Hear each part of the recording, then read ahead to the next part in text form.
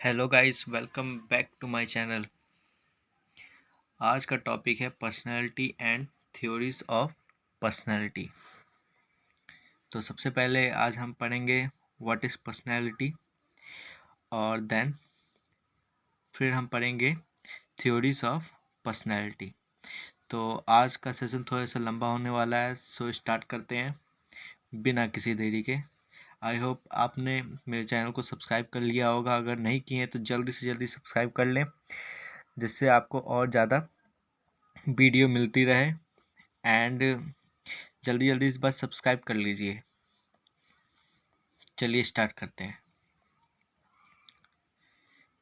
Personality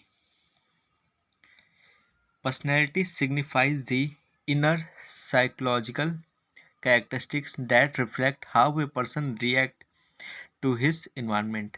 तो ये हमसे कह रहे हैं कि पर्सनैलिटी जो होती है वो इनर साइकोलॉजिकल कैरेक्टरिस्टिक होती है, जो रिफ्लेक्ट करती है कि पर्सन कैसे इन्वायरमेंट में अपना रिएक्ट करता है, उसे पर्सनैलिटी कहते हैं।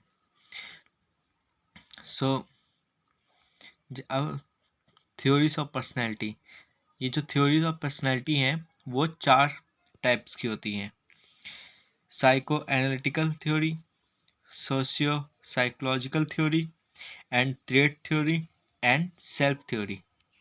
तो हम इसके बारे में अब एक एक करके पढ़ते जाएंगे। एंड अगर आपने, मैं आगे दोबारा कह रहा हूँ कि अगर आपने हमारे चैनल को सब्सक्राइब नहीं किया है तो जल्दी से जल्दी कर लें। चलिए अब शुरू करते हैं। Psycho analytical theory, it is based on the notion that a man is motivated more than by unseen forces, that he is controlled by conscious and rational thought given by Sigmund Freud. तो ये जो दिए हैं, ये जो theory दिए हैं वो सिगमंड फ्रीड ने दिया है। ये जो बेस्ड है ये है ह्यूमन पे, जो बहुत सारी अनसीन फोर्सेस होती है जिनके द्वारा वो कंट्रोल करता है। इसे सोशियो एनालिटिकल कहते हैं। सोशियो एनालिटिकल में 3 टाइप्स के होते हैं: id, the ego, and super ego. तो हम एक एक करके अब पढ़ते जाएंगे। इड क्या होते हैं? Id is the source of psychic energy and immediate pleasure for biological need like hunger, thirst, self-preservation, and individual mature. He learned a driving forces throughout life and important source of thinking and behaving. तो ये हमसे कह रहे हैं कि जो psychic energy, source of psychic energy है, तो ये हमारे माइंड के साथ जुड़ा हुआ है। इनमें हम क्या देखते हैं, जो हमारी इमीडिएट नीड को पूरा करना है, जैसे कि भूख, थर्स्ट, सेल्फ प्रिजर्वेशन। ऐसे जैसे जैसे हम बड़े होते हैं वैसे वैसे हम मैच्योर होने लगते हैं।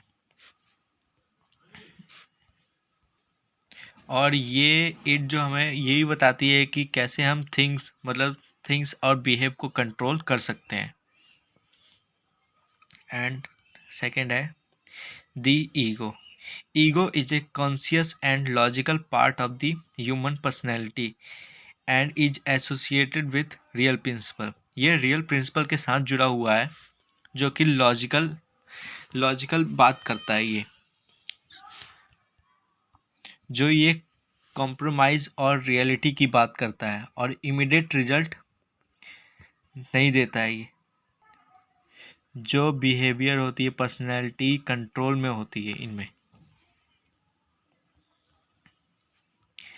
एंड थर्ड है द सुपर ईगो।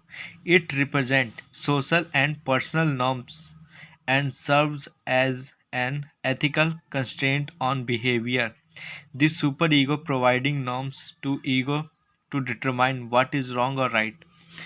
तो ये हमसे कह रहे हैं, ये हमसे रूल एंड रेगुलेशन की बात करते हैं। और क्या सही है क्या गलत है उसकी बातें करते हैं कि हमें हमेशा सही करना चाहिए, हमेशा सत्य का साथ देना चाहिए। तो यही हम इसमें सुपर ईगो में कहा गया है। एंड नेक्स्ट है, तो आपको एक डायग्राम के द्वारा बताया जा रहा है कि जो इड है और जो सुपर ईगो है वो दोनों कन्फ्लिक्ट होते हैं, कन्फ्लिक्ट चलता रहता है। जिसको कॉम्प्रोमाइज़ कौन करता है? ईगो करता है। तो वही बताया गया है कि इट जो है प्लेजर करता है, प्लेजर की तरह, और ये जो सुपर ईगो है वो प्रोजेक्शन करता है। एंड जो ईगो है वो कॉम्प्रोमाइज़र रियलिटी, मतलब क्या है एक्चुअल में रियलिटी क्या है वो हमें बताता है। एंड सेकंड है sociological theory. It recognizes the interrelated of individual and society. The individual strives to meet the need of society, and society helps the individual to attain his goals. This theory is not exclusively sociological, but rather than combination of two. इसमें बताया गया है कि जो individual है वो society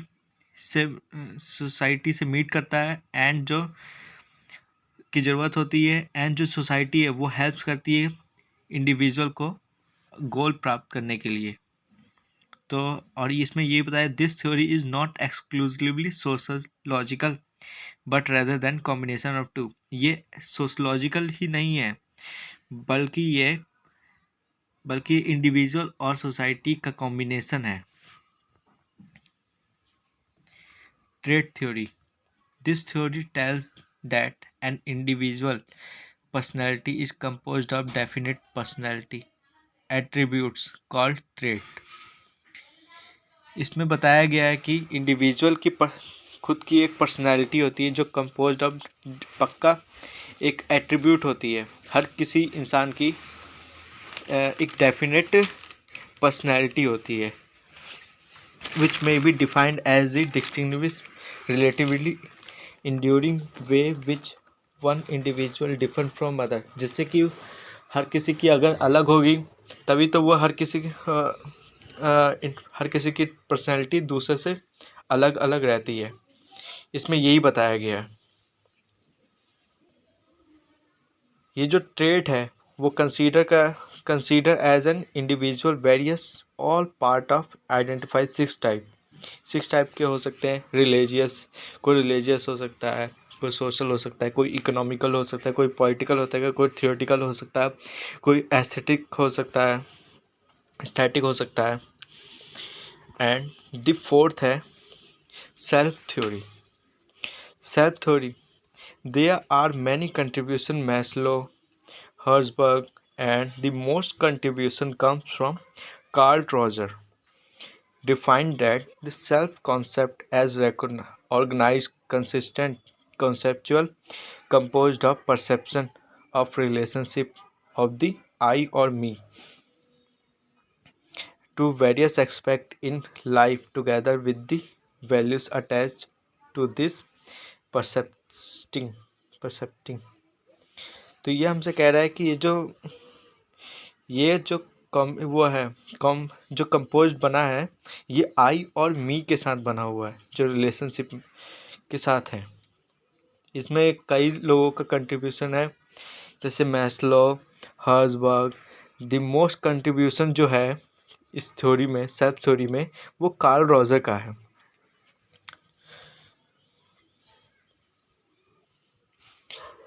इसके 4 concept हैं: self image, ideal image, looking glass self and real image. तो अब हम इसके बारे में अब पढ़ेंगे कि सेल्फ इमेज क्या होती है, आइडियल सेल्फ क्या है, लुकिंग ग्लास सेल्फ क्या है, एंड रियल सेल्फ क्या है। सेल्फ इमेज से आपको आइडिया लग रहा होगा कि ये सेल्फ इमेज से ये रिलेटेड है। आइडियल सेल्फ मतलब कि कोई जो हम सोच रहे हैं वैसे बनना चाहते हैं, एंड लुकिंग ए ग्लास उसकी तरह होंगे या नहीं, एंड रियल लाइफ जो हमारी एक्चुअल लाइफ है। तो एक एक करके पढ़ेंगे। Self image is the way is the way one sees oneself. Every person has certain belief about self. These beliefs are person's self image और आइडेंटिटी। इसमें सेल्फ रिकॉग्नाइजेशन और सेल्फ रियलाइजेशन करते हैं कि हम क्या हैं और हमारी इमेज क्या है, मतलब हमारे में सेंट्रल जो बिलीव होते हैं वो क्या हैं। And ideal image is the ideal image denote the way one would like to be. Ideal ideal self differ from self image in the fact that the self image I indicate the reality of a person as perceived by him। तो इसमें कहा गया है कि जो actual में हम बनना क्या चाहते हैं, हम जो आइडियल लगे। And looking glass self, the looking glass self is the perception about from other are perceiving his quality and characteristics. तो इसमें कहा गया है कि जो सेल्फ इमेज कहा गया है कि दूसरे हमारे बारे में क्या सोचते हैं, दूसरे की परसेप्शन हमारे बारे में क्या है, दूसरे हमारे में ऐसा क्या सोचते हैं जैसे हम सोचते हैं।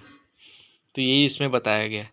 एंड रियल सेल्फ है, real self is what are really is the first three aspect of real self concept are the function of individual perception and they may be same or difficult as the real life.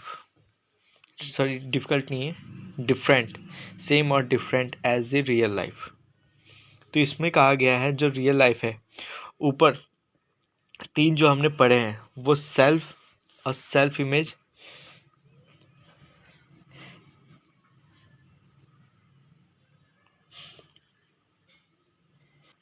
वो self से different होते हैं, जो कि हम actual में हम क्या हैं, जो हम एक्चुअल में रियल हैं, वही इसमें बताया गया है। Real self is what is really, कि हम क्या हैं सच में, रियल लाइफ में हम क्या हैं। तो यही था theories of personality. I hope आप सभी को पसंद आया होगा। एंड अगर आपको समझ नहीं आया होगा तो आप स्टॉप करके आप ये सब नोट कर लीजिए एंड समझ लीजिए ये सब क्या है। एंड अगर आपने मेरे चैनल को सब्सक्राइब नहीं किया अभी तक तो जल्दी से जल्दी सब्सक्राइब करें और बेल बटन को प्रेस करके ऑल नोटिफिकेशन पे सेट करें, जिससे आप ज़्यादा से ज़्यादा वीडियो को देखें, जिससे कि आपकी लर्निंग हो सके। एंड जल्दी जल्दी सब्सक्राइब करें हमारे चैनल को। Thank you so much for watching my video and subscribe my channel.